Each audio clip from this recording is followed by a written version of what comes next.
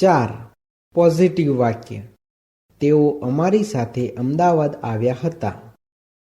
Negative વાક્ય. તેઓ અમારી સાથે અમદાવાદ આવ્યા ન હતા. ઇન્ટ્રોગેટિવ વાક્ય. શું તેઓ અમારી સાથે અમદાવાદ આવ્યા હતા?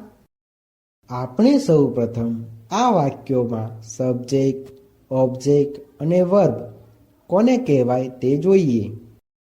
આ વાક્યમાં તેઓ સબ્જેક્ટ છે, અમદાવાદ ઓબ્જેક્ટ છે અને આવવું વર્બ છે. હવે આપણે ફોર્મ્યુલા પ્રમાણે પોઝિટિવ વાક્યનું અંગ્રેજી વાક્ય બનાવતા શીખીશું.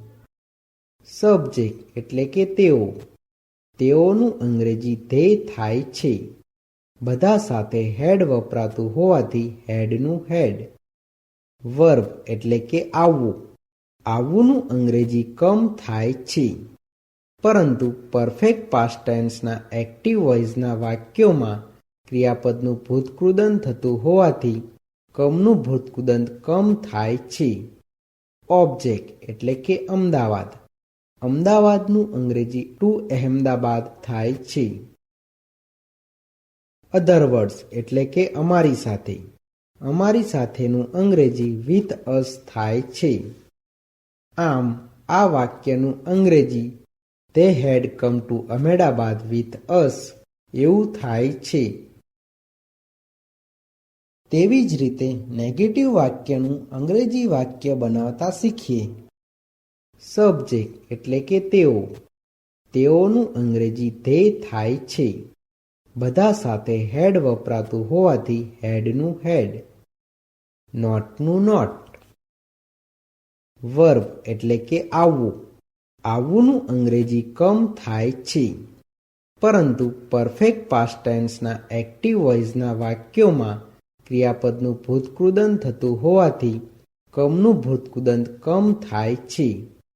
ઓબ્જેક્ટ એટલે કે અમદાવાદ. અમદાવાદનું અંગ્રેજી ટુ અહેમદાબાદ થાય છે. અધર વર્ડ્સ એટલે કે અમારી સાથે.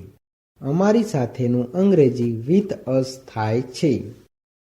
આમ આ વાક્યનું અંગ્રેજી they had not come to Ahmedabad with us એવું થાય છે. તેવી જ રીતે ઇન્ટ્રોગેટિવ વાક્યનું અંગ્રેજી વાક્ય બનાવતા શીખીએ. બધા સાથે હેડ વપરાતું હોવાથી હેડનું હેડ. સબ્જેક્ટ એટલે કે તેઓ. તેઓનું અંગ્રેજી ધે થાય છે. વર્બ એટલે કે આવવું. આવવુંનું અંગ્રેજી કમ થાય છે. પરંતુ પરફેક્ટ પાસ્ટ ટેન્સના એક્ટિવ વોઇસના વાક્યોમાં ક્રિયાપદનું ભૂતકૃદંત થતું હોવાથી કમનું ભૂતકૃદંત કમ થાય છે. ઓબ્જેક્ટ એટલે કે અમદાવાદ. અમદાવાદનું અંગ્રેજી ટુ અહેમદાબાદ થાય છે.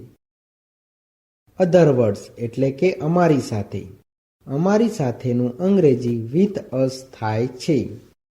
આ ઇન્ટ્રોગેટિવ વાક્ય હોવાથી વાક્યની પાછળ ક્વેશ્ચન માર્ક આવે છે.